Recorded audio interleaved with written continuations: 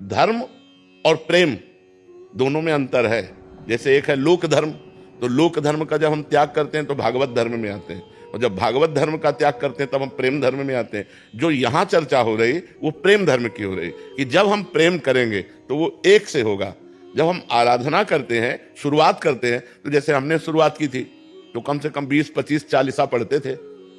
जब 13 वर्ष की अवस्था से बाबा जी बने तो दिन भर चालीसा ही पढ़ते थे, शिव चालीसा, राम स्तोत्र, ये चालीसा, ये चालीसा, ये चालीसा। धीरे धीरे पढ़ते पढ़ते भगवान शिव की कृपा से श्यामा श्याम में, अब जैसे श्यामा श्याम तो सिर्फ श्यामा श्याम। हाँ, अब हमारे पूरी उपासना में श्यामा श्याम को देने वाले आचार्य और आचार्य का मंत्र देने वाले गुरुदेव और श्यामा श्याम, बस आचार्य गुरुदेव श्यामा श्याम पूरे परिकर में जो हमारे होंगे, पक्के होंगे, जो बस इससे ज्यादा नहीं होगा। आचार्य, इष्ट, गुरुदेव, बस इतना ही होगा। अपनी उपासना मतलब श्यामा श्याम के रसिक अनन्य निशान बजायो एक श्याम श्यामा पद प्रीति, श्री हरिवंश चरण निज सेवक बिचले नहीं छाणी रस रीति। तो अब जैसे पंचदेव आदि हैं, इनकी आराधना की है, ऐसा थोड़ी कि नहीं की। अब एक क्लास है, जैसे स्कूल जाते थे जब हम 3-4 में तो इतना बड़ा बस्ता होता था, जब जूनियर हाई स्कूल आए तो छोटा हो गया, और जब डिग्री में चले तो एक मोबाइल ही काफी है। मान लो अब तो मोबाइल चल गया, नहीं तो पेन और डायरी, क्योंकि पढ़ाई का एक स्टेज होता है ना। अब वो इस स्थिति में पहुंच गया कि अब प्रेम गलियत सांकरिता में दोनों समाये। जैसे पार्वती जी से सप्तऋषियों ने जाके कहा कि आप तपस्या किसके लिए कर रहे हो, तो उनका हमारी बात सुनकर आपको हंसी ना आ जाए, क्योंकि मैं ये तपस्या भगवान शिव के लिए कर रही हूं। तो उनका शिव में क्या गुण है बड़ा वर्णन किया, और कहा हम तुम्हें भगवान विष्णु जो वैकुंठाधिपति लक्ष्मीपति है वो तुम्हें दिला देते। तो उनका माना महादेव अवगुण भवन विष्णु सकल गुण खान, जेहि कर मन जेहि सम रमय ते ते ही सन काम, कोटि जन्म लग रगर हमारी बरऊ संभुनता राहु कुमारी। अंबा ने अनन्य निष्ठा प्रकट की, कोटि जन्म लग रगर हमारी बरऊ संभुनता राहु कुमारी। वहां जब प्रेम की बात आती है तो फिर एक रह जाता है, और जब प्रेम तक पहुंचने की बात आती है तब अनेक होता है, ये भी पूजा, वो भी पूजा, वो भी पूजा। तो पंचदेव ये हमारे धर्म विधान है पूजा करने का, लेकिन धर्म विधान से ऊपर है प्रेम विधान, और जब प्रेम विधान आ जाता है तो फिर धर्म विधान अंतर। जैसे देवराज इंद्र, पवन, अग्नि, सूर्य, चंद्र, हम इन सब देवताओं की आराधना किए और सब कोई प्राय करता है। भाई सूर्य, चंद्र, अग्नि, इन सबकी आराधना होती है, लेकिन अब जैसे आ गए तो अब कोई मतलब नहीं। और अनन्यता जब एक उपमन्यु नाम के महर्षि हुए हैं, तो बच्चापन की से उनकी साधना चली। एक बार वो किसी दूसरे ऋषि के यहाँ गए तो उनके यहाँ गाय थी, तो गाय का दूध उनको पीने को मिला, तो घर आए और अपनी माँ से कहा मुझे गाय का दूध चाहिए। और वो तपस्वी, जंगल में रहने वाली, कभी किसी जजमान से नहीं, तो उन्होंने जो जंगली चावल होता है उसे पीस करके सफेद करके कहा पियो, या उनका स्वाद नहीं, गाय का दूध नहीं माँ। तो उनका अगर दूध चाहिए तो तुम्हें जानना चाहिए कि हम लोग विरक्त भाव से जीवन व्यतीत करते हैं, संसार का प्रतिग्रह नहीं लेते हैं। अगर तुम्हें चाहिए तो भगवान शिव की आराधना कर, तो वो क्षीर समुद्र का तुझे दूध देंगे जिसमें भगवान हरि शयन करते हैं। मंत्र दिया पंचाक्षरी, और दाहिने पैर के अंगूठे केवल खड़े होकर बाल्यावस्था से 10,000 वर्ष तक भगवान शिव का स्तवन किया। कलयुग में इसीलिए बड़ी कृपा है कि बहुत जल्दी भगवत साक्षात्कार हो जाता है, क्योंकि अपनी उम्र है 180 है, वहां तो 10,000 वर्ष तक। तो जब 10,000 वर्ष तक उन्होंने तपस्या की तो भगवान शिव पहले शिव रूप में नहीं प्रकट हुए, नंदिकेश्वर एरावत हाथी बन गया, भगवान शिव देवराज इंद्र और पूरा परिकर देवराज का समाज। वरम ब्रूहि, वरदान मांगो, तो उन्होंने आंख खोला, तो उन्होंने कहा मैंने आपको तो बुलाया नहीं। देवराज इंद्र से कहा मैंने तो भगवान शंकर की आराधना की, तो वो निंदा करने लगे। तो उनका बस तुम ऐसा मत समझो कि हमारे इष्ट की हमारे सामने निंदा कर दोगे और तुम सुरक्षित रह सकते हो। देवराज इंद्र तुम्हें अभी भस्म कर सकता हूं, बस प्रार्थना है कि आप सादर चले जाइए। पर वो देवराज इंद्र तो चले जाए, वो भगवान शिव ही थे, फिर निंदा करने लगे। तो उन्होंने तुरंत अघोर मंत्र का प्रयोग किया। अघोर मंत्र भगवान शिव का मंत्र है, ये सिद्ध किया जाता है। जब ये सिद्ध, तो उन्होंने जो मंत्र लेकर ऐसे किया तो नंदिकेश्वर प्रकट हो गए और कहा स्वामी का मंत्र स्वामी पे चला रहे हो, देखो कौन है, तो देखा भगवान शिव। ये अनन्यता। अब आप देखो शिव अनन्य, तो देवराज इंद्र से भी लेने के लिए कुछ तैयार नहीं हो, कहा सादर आप वापस हो जाओ। ये प्रेम में होता है, हाँ ये निष्ठा होती। तो जो इसे गणेश, गौरी, कार्तिकेय, नंदिकेश्वर, भगवान शिव, ये हमारी पूजा की प्रारंभिक स्थिति है, लेकिन जब वो स्वरूप में आएगी तो एक में स्थित हो जाएगी। हाँ, एक में समाहित हो। डॉक्टर शैलेश जी सिंगापुर से। जय श्री हितैषी। राधे राधे महाराज जी। महाराज जी, आपकी कृपा से गुरु तत्व में आपका आश्रय मिला और आपके द्वारा प्रदत्त राधा नाम, धन और अनिर्वचनीय प्रेम रस से प्रभु आश्रय लेकर अध्यात्म मार्ग में आगे बढ़ने की नित्य प्रेरणा और दिशा मिली। महाराज जी, क्या एक साधक दो भावों में जीवन व्यतीत कर सकता है, जिसमें वास्तविक जीवन केवल शरण्य का आश्रय और प्रेम हो तथा दूसरा जीवन धर्मानुसार व्यवहारिक अभिनय हो? यही तो जीवन है, यही जीवन, सच्चा जीवन यही। क्योंकि हमें संसार में भगवान ने कुछ कर्तव्य कर्म करने के लिए भेजा है। उन कर्तव्य कर्मों की पूर्ति का फल है मोक्ष, इस संसार से मुक्त हो जाना। अपना अगर हम रोल सही निभा दिए तो हमारे भगवान जगन नाटक वैभवा, इस जगत नाटक वैभव को रचने वाले हैं, वो आपको इनाम देंगे कि इस त्रिगुणमयी माया के अब रोल आपको नहीं करने पड़ेंगे। फिर सच्चिदानंदमयी लीला है, जैसे भगवान के दिव्य धाम है, भगवान की दिव्य लीलाएं हैं। लेकिन एक अज्ञानी मनुष्य कह सकता है ये सब कल्पना है। जैसे मानो आप अमेरिका नहीं गए हैं, नहीं देखा है, लेकिन आप विश्वास करते हैं जब विश्व का नक्शा आप देखेंगे तो आपको लगेगा ये अमेरिका है, लेकिन आप गए नहीं हैं। तो अनंत ब्रह्मांडों का जब नक्शा देखेंगे तो स्वर्गलोक, महार्गलोक, जनलोक, तपलोक, सत्यलोक, तलातल, रसातल, पाताल, महातल, वितल तल, ये लोक है ना, ऐसे भगवान का कैलाश है, भगवान का साकेत है, भगवान का नवनिवृत्त निकुंज वृंदावन धाम है, अवध धाम भगवान के दिव्य धाम है, भगवान की दिव्य लीलाएं हैं। तो जब हम यहाँ सही रोल निभा लेते हैं, स्वांग जो हमें मिला है, हमें किसी का पति बनना पड़ा, किसी का पुत्र, किसी का भाई, कोई राष्ट्रीय अधिकार, देश सेवा, हमको जो मिला है उसे हम सही ढंग से निर्वाह करें धर्म पूर्वक, और भगवान का भजन करते रहें, नाम जप करते रहें, तो यही हमारा जीवन है। भगवान ने दो बातें अर्जुन को कही, सर्वदा सर्वकालेषु माम स्मर, फिर युद्ध च। युद्ध माने कर्तव्य। छात्र धर्म से युक्त अर्जुन उस समय, तो उन्हें युद्ध रूपी कर्तव्य सामने आया हुआ है, उससे वो मुख मोड़ रहे हैं कि मैं संन्यास लेकर भजन करूंगा, ये मारकाट युद्ध नहीं करूंगा। भगवान कह रहे नहीं, तुम छात्र धर्म से युक्त हो, धर्म आदेश करता है इस समय तुम्हें युद्ध करना चाहिए, और युद्ध तुम्हें करना ही पड़ेगा। तुम ना करोगे तो भी करना पड़ेगा, क्योंकि जिस समय तुम्हारी निंदा करेंगे तो तुम आवेश में आकर युद्ध शुरू कर दोगे। अभी मैं आदेश कर रहा हूं तो मेरे आज्ञा का पालन करो, माम स्मर और युद्ध च। मेरा स्मरण करते हुए अपने कर्तव्य कर्म का पालन करना, यही समस्त मनुष्य जीवन का। जो हम दुखी हो रहे हैं, जो हमारे हृदय में जलन हो रही है, जो हमारे अंदर घबराहट पैदा हो रही, चिंता, शोक, भय हो रहे हैं, इसका कारण है हम अपने धर्म से विलग हैं। कहीं हम अपने धर्म से विलग आचरण करते हैं, जिनका परिणाम है चिंता, भय, शोक, मृत्यु, दुख आदि। यदि हम धर्म से चलें तो हम मृत्यु पर भी विजय प्राप्त कर लें। धर्मात्मा पुरुष की जब मृत्यु होती है तो ऐसे होती है जैसे बड़े गजराज के गले से मल्ली की माला टूटकर गिर जाए।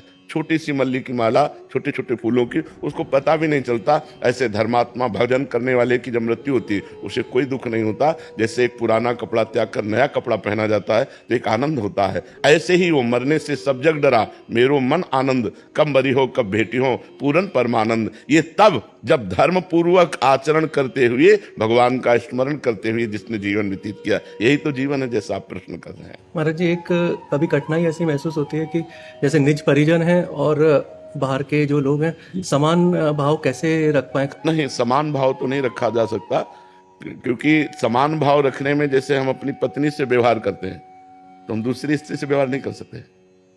दूसरी स्त्री से हमारा मातृवत भाव होगा, अपनी पत्नी से भोगवत भाव हो सकता है, लेकिन दूसरी स्त्री से नहीं हो सकता। दृष्टि रख सकते हैं, परमात्मा दृष्टि से एक भाव रख सकते हैं कि जैसे हीटर में, कूलर में, फ्रिज में, सब में बिजली एक है, लेकिन उनके यंत्रों के प्रभाव से उसका प्रभाव अलग अलग है। कोई गर्म करता है, कोई प्रकाश देता है, कोई ठंडा करता है, कोई पानी निकालता है, लेकिन बिजली एक है। ऐसे विविध संबंधों में पावर एक है, परमात्मा। तो उस परमात्मा को हम देख सकते हैं, लेकिन हमारा जो व्यवहार होगा वो बिल्कुल अलग अलग होगा। अपनी पत्नी से पत्नीवत, दूसरी स्त्रियों से मातृवत। जननी समझाना है पर नारी, जैसे अपनी माँ से हम कभी अपवित्र भाव भी नहीं सोच सकते, ऐसे ही हम समस्त चराचर जगत में जहां दृष्टि जाए तो हम जब नारी को देखें तो वहां हमारी जननी भाव होना, पूज्य भाव होना चाहिए। दृष्टि एक है, जो परमात्मा मेरी पत्नी में है वही सर्वत्र है। व्यवहार अलग है, बहन के साथ बहन जैसा, बेटी के साथ बेटी जैसा, माँ के साथ माँ जैसा, पत्नी के साथ पत्नी जैसा। व्यवहार तो कभी हम एक कर ही नहीं सकते, लेकिन हम दृष्टि एक कर सकते हैं कि परमात्मा एक है। पंडिता समदर्शिना, ना कि वर्तिना। नवलानंद जी बनारस से। जी महाराज जी। महाराज जी, मैं पिछले 13 वर्षों से निवृत्ति मार्ग में हूँ एवं अद्वैत वेदांत के अध्ययन में लगा हूँ। क्या ये अध्ययन भगवत दर्शन में लाभ पहुंचाएगा या छोड़कर भगवान की सेवा में लग जाऊं? महाराज जी, नहीं, आपकी नाम आज्ञा। जप करो केवल अध्ययन से। नायमात्मा प्रवचनेन लभ्या न मेधया न बहुना श्रुतेन। आत्मबोध न बहुत प्रवचन करने वाले को होता है, न बहुत बुद्धिमान को होता है, न बहुत सुनने वाले को होता है। जो वर्ण करता है, वर्ण शुरू कर दो नाम जप करना, भगवान का जो नाम प्रिय हो। जैसे ज्ञान मार्ग में प्रणव है, बस प्रणव का ध्यान, प्रणव का निरंतर चिंतन शुरू कर दो, ब्रह्मबोध हो जाएगा। हाँ, स्वाध्याय उसमें सहयोगी है, ना कि केवल स्वाध्याय से ब्रह्मबोध हो जाएगा। स्वाध्याय से ब्रह्मबोध नहीं होता, स्वाध्याय ब्रह्मबोध में सहयोगी है, लेकिन प्रधान है चिंतन। यदि हमारा जगत का चिंतन रहेगा तो ब्रह्म चिंतन छूट जाएगा, तो स्वाध्याय करेगा। 4 घंटे हमने स्वाध्याय किया और 4 मिनट हम विषय चिंतन कर लिए, बराबर हो गया। तो हमारा विषय चिंतन ना होने पावे, इसलिए ब्रह्म चिंतन के लिए नाम मंत्र आदि का निरंतर हम चिंतन करते रहे, संसार का चिंतन छूट जाए, यही साधना है। जो विरक्त भाव है, विरक्त भाव में संसार का चिंतन छूट जाए और निरंतर भगवान का चिंतन होता रहे, यही साधना है। और गृहस्थ भाव में समस्त संसार को भगवान का स्वरूप मानकर व्यवहार करते हुए अपने धर्म कर्म को भगवान को समर्पित कर दे, यही साधना है। आपने अद्वैत वेदांत के अध्ययन में हूँ और भगवत सेवा और भगवान का दर्शन, तुम्हारे जी दोनों अलग सहयोगी हो सकता है। जैसे अद्वैत वेदांत में भक्ति उसका सहयोगी है, भक्ति उसका लक्ष्य नहीं है। पर आपका लक्ष्य महाराज जी भगवान की सेवा और दर्शन है, तो उसका तो लक्ष्य क्या फिर अलग हो जाएगा। महाराज जी वही कह रहा है, हाँ, मार्ग अलग अलग होगा। नहीं, जैसे हम भगवान की सेवा करें, नाम कीर्तन करें, भगवान की कथा सुने और हम वेदांत मार्ग में चलना चाहें तो चल सकते हैं। भगवान शंकराचार्य जी ने कहा है कि स्वरूपानुसंधान भक्ति रेव गरीयसी, भक्ति सर्वश्रेष्ठ साधन है जो स्वरूप का अनुभव करा देती। मम दर्शन फल परम अनूपा, जीव पाव निज सहज स्वरूपा। यदि भगवान के दर्शन की लगन लग जाए तो ब्रह्मबोध हो जाए। मम दर्शन फल परम अनूपा, जीव पाव निज सहज स्वरूपा। अगर उसका लक्ष्य है कि मुझे ब्रह्मबोध हो जाए, आत्मस्वरूप का बोध हो जाए, और भगवान की आराधना करता है, भगवान के दर्शन की चाह करता है, तो उसे ब्रह्मबोध हो जाएगा। सौरभ कुमार पांडे जी, श्री हरिवंश महाराज जी। गुरुदेव भगवान, आपका वार्तालाप पिछले 1.5 वर्षों से सुन रहा हूँ। इसका इस शरीर के जीवन पे बहुत सकारात्मक प्रभाव पड़ा। सत्संग सुनने के पहले बहुत ओवर थिंकिंग, नेगेटिविटी, अब उतना नहीं है आपकी कृपा से, नाम जप के बल से। महाराज जी, चिंतन को शून्य करना चाहता हूँ जीवन से। चिंतन शून्य नहीं करना, चिंतन को भगवान के चरणों में समर्पित करना है। हे अर्जुन, कोई भी मनुष्य कर्म किए बिना एक क्षण भी नहीं रह सकता। आप हाथ पैर बंधवा दो तो एक शरीर से कर्म नहीं दिखाई दे रहा कि हो रहा है, लेकिन सूक्ष्म शरीर से कर्म हो रहा है। कारण शरीर सूक्ष्म में सहयोगी है, तो सूक्ष्म शरीर से कर्म, पहला कर्म तो सूक्ष्म शरीर से ही होता है, क्रियान्वित तो बाहर होता है। तो हम क्रिया किए बिना नहीं रह सकते, हम चिंतन किए बिना नहीं रह सकते।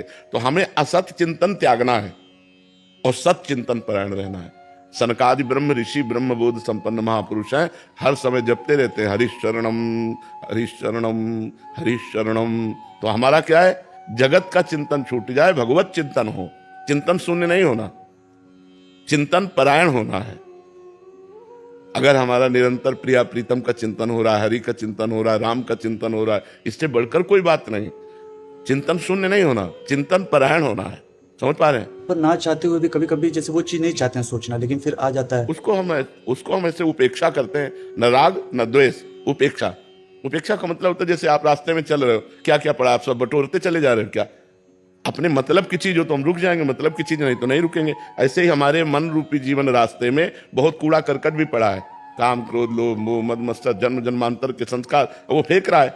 अब हमें नहीं चाहिए, क्योंकि अब हम जागृत हो चुके हैं, तो हम उपेक्षा करते हैं। उपेक्षा मतलब कोई मतलब है नहीं, ना हम परेशान होते हैं ना हम हर्षित होते हैं। जैसे अनुकूल आ गया तो हर्षित नहीं होते, प्रतिकूल आ गया तो हम परेशान नहीं होते, वो नष्ट हो जाएगा। हम जिसकी उपेक्षा कर देते हैं वो हमारे पीछे नहीं पड़ता। या तो हम जिससे राग करते हैं या द्वेष करते हैं तो वो हमारे पीछे पड़ जाता है। समझ रहे ना? तो जैसे हम भजन कर रहे हैं, चिंतन कर रहे हैं, अब संसारिक कोई चिंतन आ गया, गलत कोई चिंतन आ गया, बिल्कुल सम रहते हुए उसे हटा दिया, जिससे हमें कोई मतलब नहीं, वो खत्म हो गया, डिलीट हो गया। ये क्यों आ गया, कैसे आ गया, अरे अब क्या होगा, कुछ नहीं। वो चिंतन है, चिंतन थोड़ी बिगाड़ पाएगा, बिगाड़ेगी तो क्रिया। चिंतन आया है, हमने क्रिया नहीं की, वो चिंतन नष्ट हो गया। और हरि चिंतन चल रहा है, इसलिए उसकी सामर्थ्य नहीं कि हमारे मन को गंदा कर सके। समझ पा रहे हैं?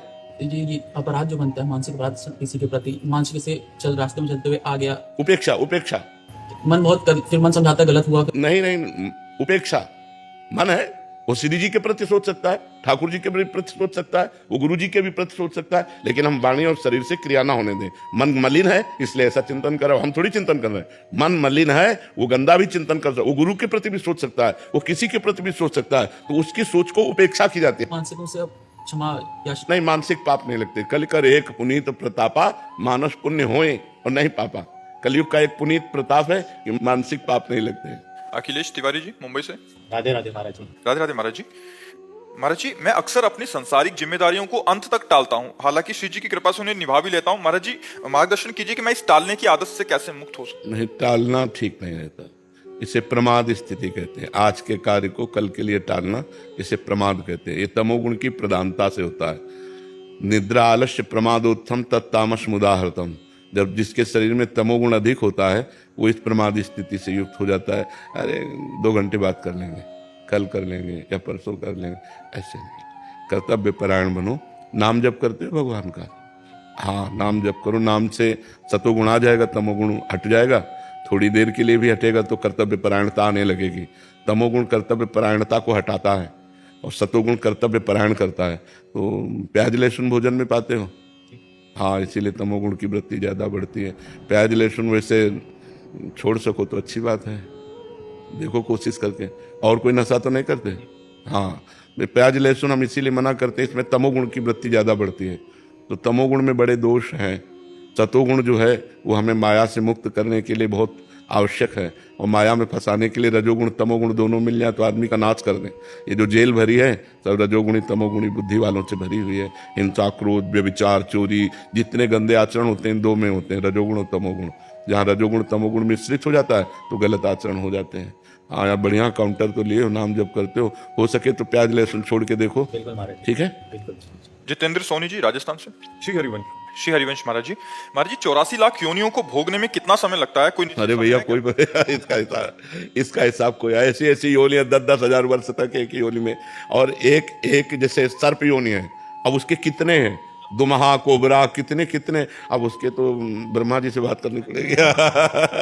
हमारे पास तो उसका लेखा जो कायल है, ब्रह्मा जी से बात करनी पड़ेगी। वो बनाते हैं, उनको पता होगा, अपने को तो पता नहीं। अपने तो ब्रह्मा के बनाए हुए इसलिए तो अपने को कोई अनंत माया भगवान की है, अनंत योनि। कहने को 84 लाख योनियां हैं, उस योनियों में अनंत। जैसे चींटी तो कितने प्रकार की चींटी, बिच्छू तो कितने, काली बिच्छू, भूरी बिच्छू, कितने प्रकार की। ऐसे कितनी योनियां, 84 लाख योनियों में एक योनि मनुष्य है। बकाया 83,99,999 योनियों। वो गणित तो भैया किसी को नहीं मालूम। आप ये विचार करो, एक मनवंतर में एक देवराज इंद्र होते हैं, लेकिन वो मरते नहीं है, वो केवल देवराज इंद्र। एक मनवंतर, आप सोचो, एक मनवंतर में वो तो राज्य करेंगे, इसके बाद वो उतार दिए जाएंगे। ऐसे कितने मनु, कितने इंद्र, कितनी बार बदलते हैं। तब ब्रह्मा जी का एक दिन होता है, ब्रह्मा जी का एक दिन। उनमें से प्रजापतियों की ये सब योनियों में ही तो हैं, 84 लाख योनियों के अंतर्गत ही हैं। करोड़ तो वहीं व्यतीत हो जाते हैं ना। गंधर्व हैं, अप्सराएं हैं, कितनी योनि। कोई मनुष्य पैदा होते ही मर जाता है, कोई जीव पैदा होते ही मर जाता है, कोई 1000 वर्ष जीता है, ऐसी योनियां हैं। कोई 500 वर्ष। आप कैसे गणित लगा सकते हो? ईश्वर की सृष्टि की गणित कैसे लगा सकते हो? या तो ईश्वर ही लगा सकता है, दूसरी किसी की सामर्थ्य नहीं है। तभी हमने कहा ब्रह्मा जी ही जान सकते हैं, क्योंकि उन्होंने ही रचा, दूसरे की किसी की बात नहीं है। अनंत माया भगवान की, अनिर्वचनीय माया भगवान की है। इसीलिए आगे जाने की इच्छा है क्या? 84 लाख में जाने की इच्छा है क्या? तो बस इसको पूरा कर मनुष्य जन्म मिला है 84 लाख योनियों से मुक्त होने के लिए। तो यदि हम खूब नाम जप करें, धर्म पूर्वक आचरण करें, किसी को दुख न पहुंचाएं, परोपकार करें, तो इसी जन्म में हमारा काम बन जाएगा। आगे की हम चिंता क्यों करें? इसी जन्म में हम अपना काम बना लें। मनुष्य शरीर काम बनाने के लिए मिला है, और वो काम है भगवत प्राप्ति, वो है भगवान की प्राप्ति। जब तक भगवान की प्राप्ति नहीं होती तब तक जीव को दुर्दशा भोगनी पड़ती। बड़ी विचित्र दुर्दशा, बड़ी विचित्र। अब कुत्ते का पैर फंस गया मोटरसाइकिल में, अब 10 जगह से टूट गया। अब वो मोटरसाइकिल तो गई, अब वो ना वो अस्पताल कोई ले जाएगा उसको, ना कोई टेबलेट लगेगा, ना कोई इंजेक्शन लगेगा। पीड़ा ही पीड़ा सहते सहते साल 6 महीने में वो कड़िल कर चलने। क्या योनियों को कष्ट है। मर्जी, ये हमें समझ क्यों नहीं आता? हम देख रहे हैं दुख को, हम ये जान रहे हैं, गुरुजन कह रहे हैं कि मनुष्य जीवन इतना कठिनता से मिलता है। 3 गुण जो माया के है ना, ये त्रिगुणात्मिका माया, सतोगुण, रजोगुण, तमोगुण, ये ऐसे प्रवाह है कि अभी आपको, जैसे हमारे सामने बैठे हो तो सतोगुण है, सात्विक वातावरण, तो आपको बात समझ में आ रही, यार जीवन का लक्ष्य भगवान की प्राप्ति हो। जहां बाहर हटे, रजोगुण तमोगुण का फोकस आया, तो स्त्री अच्छी लगेगी, धन अच्छा लगेगा, पुरुष अच्छा लगेगा, पद अच्छा लगेगा, ये सब अच्छा लगने लगेगा और यही सत्य लगेगा संसार में। नहीं तो जैसे सोचो, मरोगे तो तुम्हारा शरीर छूटेगा, सब छूट जाएगा। क्या ये बात आप सब लोग नहीं जानते हो? सब लोग जानते हो। फिर पाप क्यों करते हो? फिर कामनाएं क्यों करते हो? फिर प्रपंच क्यों पाल रहे हो? जाना है यार, रहना नहीं है, सबको जाना है, लेकिन सब दिमाग से यहीं की व्यवस्था में लगे। वहां की व्यवस्था कोई नहीं कर रहा है, कोई बिरला वहां की व्यवस्था सोच रहा होगा। नहीं, अगर हम जब तप भी कर रहे तो ये कह रहे हमारा लड़का बहु अच्छा रहे, हमारा बेटी दामाद अच्छा रहे, हमारी ये कामना पूर्ण हो जाए, हमारा वो काम पूरा हो जाए, बस इसी में हम लगे। यहाँ का कभी अरे जी, देखी जाएगी जो होगा, कल किसने देखा, आज भोग लो। आज तो जब देखने को मिलता है तब देखने लायक नहीं रहते। कर्मों का फल बड़ा विचित्र है, इसलिए डरो, पाप कर्म मत करो, भगवान का नाम जप करो। अन्य योनियों में बहुत दुख है। अब जैसे अपने कांटा गड़ जाए तो अपने निकाल सकते हैं, ज्यादा पीड़ा है तो दवा ले सकते हैं, लेकिन पशु के कुछ नहीं है। अपने तो पानी की बोतल लिए घूम रहे, वहां कहाँ पानी है? जंगल में मान लो कोई सरोवर है, वो सूख चुका है, अब वो प्यासा घूम रहा है, प्यासा घूम रहा है, पानी कहाँ से उसे प्राप्त हो? पशु पक्षी हैं, बड़े बड़े कष्ट में जीवन है। आप क्या समझते हो? बड़ा कष्ट में जीवन है, और मनुष्य के हाथ पड़ गया तो भूंज के खा गए। मनुष्य रूपी राक्षस ऐसे हैं कि दिन भर मेहनत करते हैं, शाम के मुर्गा मुर्गी खाते हैं। भी खाते थे, लेकिन जब से आपका सत्संग सब कुछ छोड़ दिया। हाँ भैया, बहुत पाप कर्म। किसी जीव के मांस को खाना मतलब अपनी दुर्गति कर लेना है। शराब पीना, मांस खाना, पराई स्त्री से व्यभिचार करना, पराये धन को हड़पना, यही तो दुर्गति के कारण है। इन्हीं के कारणों से तो हम 83,99,999 योनियों में जाते हैं। इसलिए खूब भजन करो, किसी गलत आचरण में हम ना जाएं। रोहन जी, राधे राधे महाराज जी।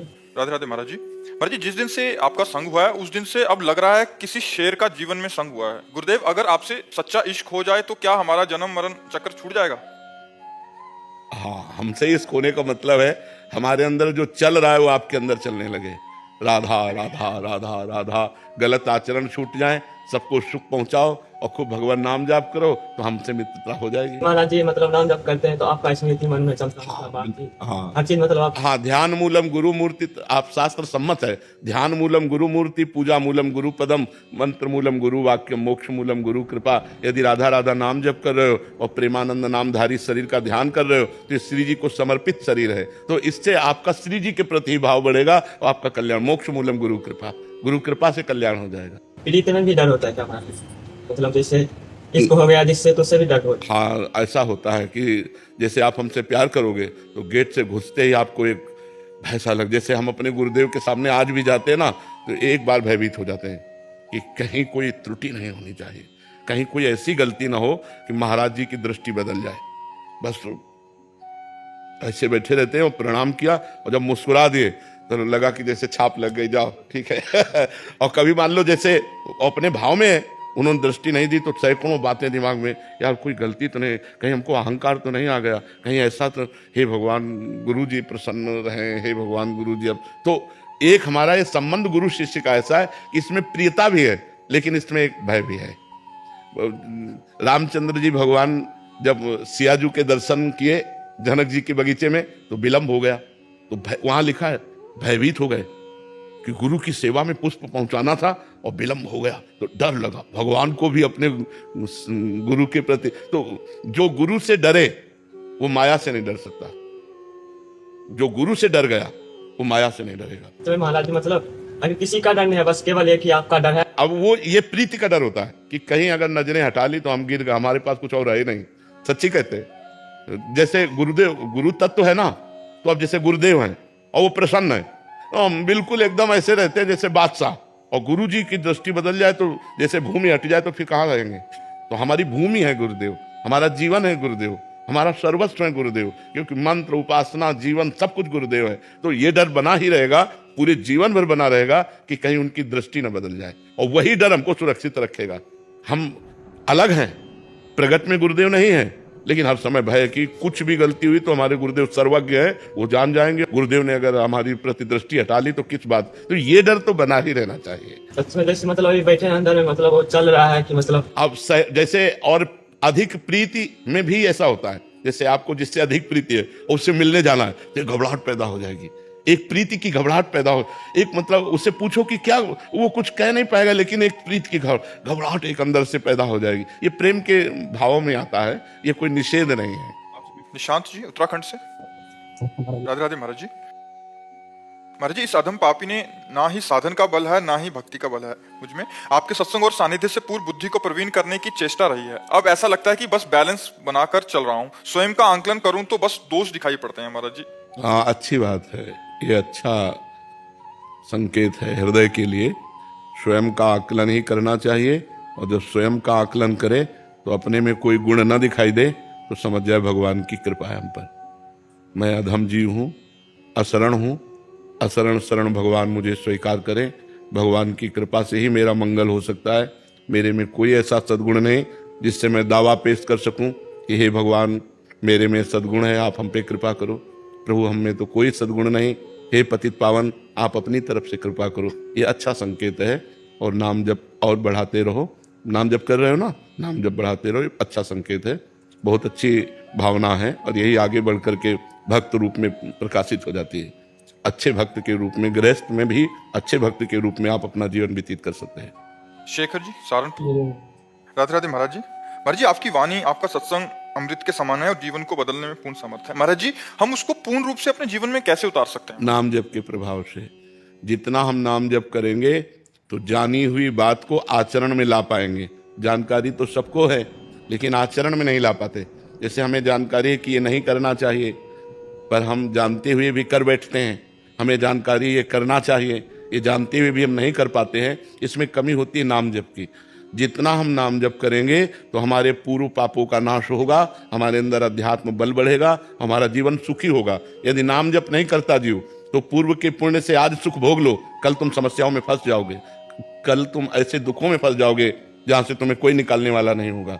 इसलिए हमें चाहिए नाम जप के द्वारा हम अपने परिवार को सुखी रखें और स्वयं सुखी रहें। जैसे एक पिता बड़ी मेहनत करता है, करोड़ों रुपया कमाता है, अपनी बेटी के लिए सुंदर दूल्हा ढूंढता है, ब्याह होता है, खूब आनंद पूर्वक सब हो गया। इसके बाद कुछ दिनों में दूल्हा मर जाता है, बेटी फिर घर आ जाती है। अब इस समस्या का क्या समाधान? करोड़ों रुपए कमाए, करोड़ों लगा दिए, सब मंगल हुआ, अब प्रारब्ध भोग ऐसा पलटा कि वो फिर घर आके बैठ गई। अब उसका क्या उपाय? अब उसके ऊपर पूरा बोझा दिमाग में, अशांति, अब जीवन भर अशांति, या फिर कोई नया रास्ता ढूंढे, फिर अशांति। ये इसीलिए कहते हैं भगवान का नाम जप करो, आप सुखी रहो और अपने परिवार का मंगल करो। यदि भगवान की आराधना नहीं करोगे तो सबसे पाप बन जाते हैं और वो पाप परिणाम में दुख देते हैं। हम अपनी जानकारी का सदुपयोग कर सकें, इसके लिए हमारे अंदर नाम बल चाहिए।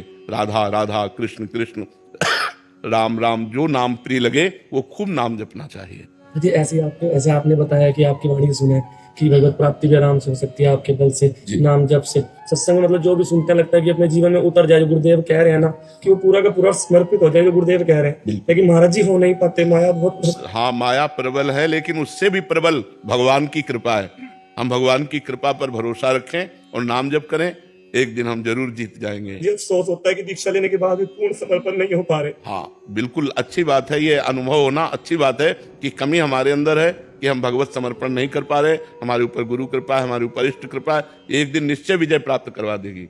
ये शब्द याद रखो, एक दिन ये निश्चय विजय प्राप्त करवा देगी यदि हम दैन्य और नाम जप करते हैं।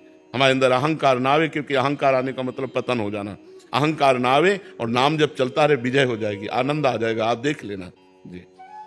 सन्नी यादव जी। राधे राधे महाराज जी, आपके चरणों में दंडवत प्रणाम। महाराज जी, पिछले साल एकांतिक वार्तालाप का हिस्सा बना, नए साल में एक नई शुरुआत करने की ठान ली। आपके एक सत्संग में सुना था कि लौकिक या पारलौकिक कुछ भी पाने से पहले अपने आप को कूड़ा बना दो, तभी चमक आएगी। मैंने भी अपने जीवन में उतारने का प्रयास किया। कूड़ा बनाने का मतलब होता है अहंकार रहित होना। कूड़ा बनाने का मतलब गंदा बना देना नहीं है। नहीं, कूड़ा बनाने का मतलब मैं कुछ हूं ही नहीं। जैसे तृणादपि सुनीचेन, जैसे उसे हम संस्कृत में बोले तो महाप्रभु चैतन्य देव कहते तृणादपि सुनीचेन, तृण से भी अपने को नीचा समझो। कूड़ा बना देने का मतलब है तृणादपि सुनीचेन, तृण से भी अपने को नीचा समझ। मैं सबसे छोटा हूं, मैं हूं, अधम हूं, मैं हूं, नीच हूं, मैं हूं। ये भाव आ गया, वो महान बन जाता है। ये भाव आना बहुत कठिन है। तृणादपि सुनीचेन तरोरी सहिष्णुना अमानिना मान देन कीर्तने या सदा हरि। दूसरों को सम्मान करते हुए, दूसरे में भगवत भाव रखते हुए, अपने को सबसे सेवक नीच मानते हुए, सबका सेवक मानते हुए वो पार हो गया माया से।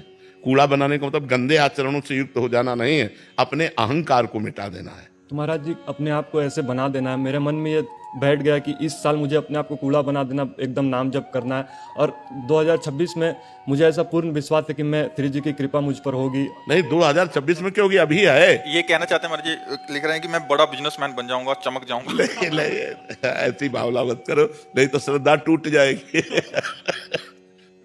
होना होगा तो ऐसा हो जाएगा, नहीं होना होगा तो ऐसा मत सोचो, क्योंकि अगर वही केवल सोच रख ली और नहीं हुआ तो आपको अपनी साधना पर, अपने भजन पर, अपने इष्ट पर अश्रद्धा हो जाएगी ना, फिर जीवन बेकार हो जाएगा, असली में फिर कूड़ा हो जाएगा। नहीं, हाँ, हम कामना करते हैं, कामना करने का अधिकार है कि हम भी अच्छे बने, लेकिन हमारे भाग्य में अगर होगा तो हो जाएगा, नहीं है तो नहीं होगा। देखो, ये वर्तमान की खेती है, हमारी बात को सब लोग समझो, ये तुम्हारा वर्तमान का व्यापार है, नाम जप।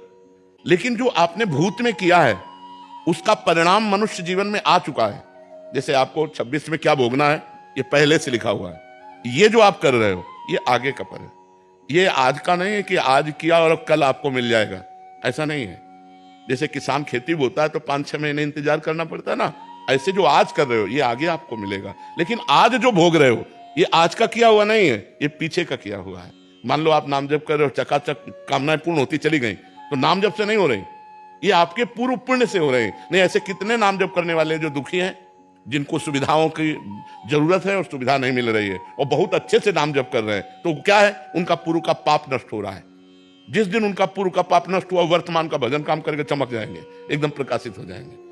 तो ऐसी कामना दृढ़ ना करो जिससे अपने इष्ट पे, अगर ये काम बन गया तो भगवान हम मानेंगे आपकी कृपा, अगर ये काम नहीं तो हो सकता ना बने, प्रारब्ध ऐसा हो, फिर आप भगवान के प्रति श्रद्धा कर लो, ऐसा ठीक नहीं बने चाहे नहीं बने, हाँ, ये बात, प्रयास करना, नया रास्ता मिलना, हाँ, ये मनुष्य जीवन का कर्तव्य। हाँ, जो एक हमारे चतुरासी जी की पहली लाइन है, जोई जोई प्यारो करे सोई मोहि भावे। अगर ये बात दिमाग में रख के चलोगे तो जीत जाओगे माया पर, कि प्यारे की जैसी। हमारी तो इच्छा थी कि ऐसा हो जाए, लेकिन हमारी इच्छा नहीं, जोई जोई प्यारो करे, प्यारे की जैसी इच्छा वैसी है। कामना करना गलत है क्या?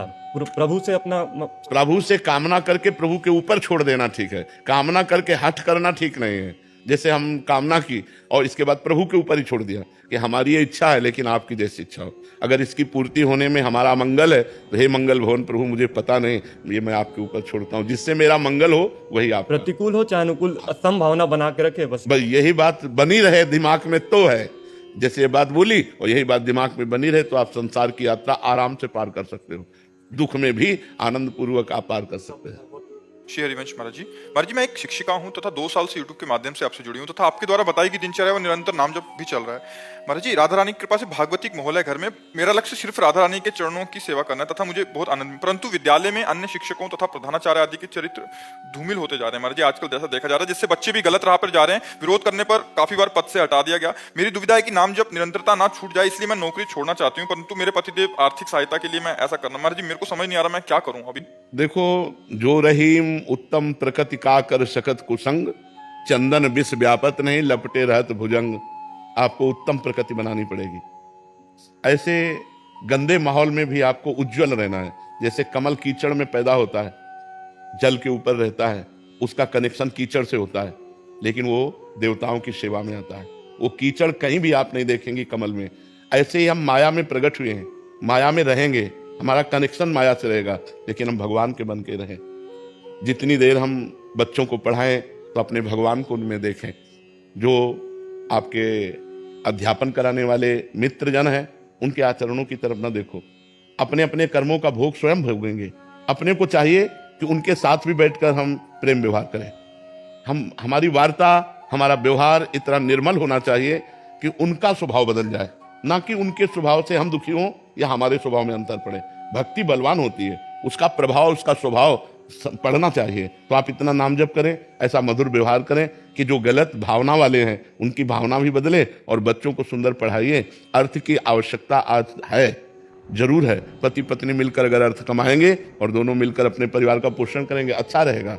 अगर थोड़ी थोड़ी आय है और परिवार चल रहा है तो हम यही सलाह देंगे, नौकरी छोड़िए मत, नौकरी करिए, लेकिन हिम्मत वाली बनकर करिए, धर्म पूर्वक कीजिए, बच्चों को भगवान का स्वरूप मानिए, और अध्यापक जो पढ़ाने वाले हैं उनके साथ मित्रता का व्यवहार कीजिए, लेकिन उनका कुसंग आपके ऊपर ना आने पावे, आपका सत्संग उन पर प्रभाव करे, यही भाव रखिए। श्री हरिवंश महाराज जी, महाराज जी इन्होंने एक डिपार्टमेंट का नाम लिखा है, कह रहे हैं कि मैं 2 वर्ष से आपको सुन रहा हूँ। महाराज जी कह रहे हैं कि मतलब हमने रिश्वत नहीं लेने का एक संकल्प लिया था, बट अभी पैसों की कमी हुई तो हमने रिश्वत ले ली महाराज जी, और जहाँ हूँ वहाँ ये सब एक आम बात है महाराज जी। अभी जब से लेना शुरू किया या लिया है तब से पूजा पाठ और परिवार में मतलब ठीक नहीं हो रहा महाराज जी, मेरा मार्गदर्शन करें। आप जैसा बोलेंगे मैं वैसा हम ही करूँगा। सबसे कहते हैं कि जो घूस है, जो बेईमानी का धन है, जो अधर्म का धन है, ये लेने में अच्छा लगता है, लेकिन हृदय और परिवार दो पर ये फर्क पड़ जाएगा। हृदय अशांत हो जाएगा, देखो आप करो पूजा पाठ में मन, और परिवार के बच्चों पर, परिवार के सदस्यों पर प्रतिकूल ऐसा प्रभाव पड़ेगा, कलह, अशांति, और ज्यादा अपवित्र धन आ गया तो अपंगता, ऐसे बहुत से घटनाएं हो जाएंगी जिनमें पूरा जीवन बर्बाद हो जाएगा। 100 रुपया कमाओ लेकिन धर्म पूर्वक कमा के लाओ। उस 100 रुपया से परिवार का पोषण करोगे तो सबकी बुद्धि शुद्ध रहेगी, सब प्रसन्न रहेंगे, सब स्वस्थ रहेंगे। 1 लाख कमा के लाओगे अस्वस्थ हो जाएंगे, बुद्धि खराब हो जाएगी। इसलिए हमें तो लगता है कि घूस ना ही लेनी चाहिए, नहीं लेनी चाहिए। हमें जो जहां आप जिस डिपार्टमेंट में भी हो, आपका वेतन तो निश्चित है ना, आप अपने वेतन से क्यों नहीं अपने परिवार का पोषण करते? वेतन से अधिक हमें जरूरत नहीं। मोटरसाइकिल से नहीं चल पाओगे तो साइकिल से तो चल लोगे ना, उससे शरीर स्वस्थ रहेगा। और हराम की मोटरसाइकिल लोगे तो एक्सीडेंट हो जाएगा, चलने लायक नहीं रहोगे। समझो, ये अधर्म का पैसा हमको कहीं ना कहीं जाकर के ऐसा भिड़ा देता है जहां हम दुखी हो जाते हैं। बेईमानी अधर्म का नहीं, ईमानदारी का पैसा, वो भले साइकिल से चलो, भले दाल रोटी खाओ, भले साधारण कपड़े पहनो, सुख से रहोगे, शांति से रहोगे।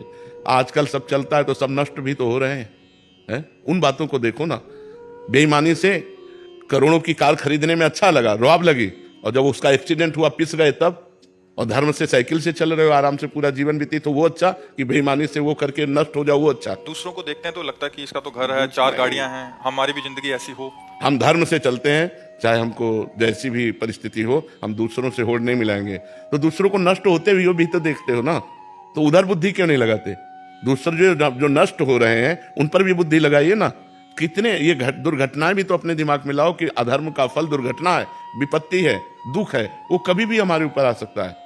हमें एक कदम पर विश्वास नहीं, क्या घटना घटने वाली है विश्वास वाला? एक कदम पर हमें विश्वास नहीं। आप आराम से पैदल चले जा रहे हो, वो ठोक दिया आकर के, बैलेंस बिगड़ा उसका, वो आके वो आपको ठोक दिया आकर। तो हम धर्म से चलें, सुरक्षित रहें, भगवान का नाम जप करें, दूसरों को कभी दुख ना दें, तो हमें दुख नहीं मिलेगा। अब हमें तो बिल्कुल इसमें अच्छा नहीं लगता कि आप घूस लेकर के अपना जीवन व्यतीत करें। नहीं, मेहनत की कमाई, धर्म की कमाई। और सरकारी डिपार्टमेंट में एक वेतन निश्चित होता है, तो उस वेतन से अपना परिवार चलाएं। बेईमानी से, जो बेईमानी में गया वो नष्ट हो गया, आज नहीं तो कल। इधर से नष्ट नहीं होगे तो भागवतिक विधान लागू हो जाएगा, वो नष्ट कर देगा।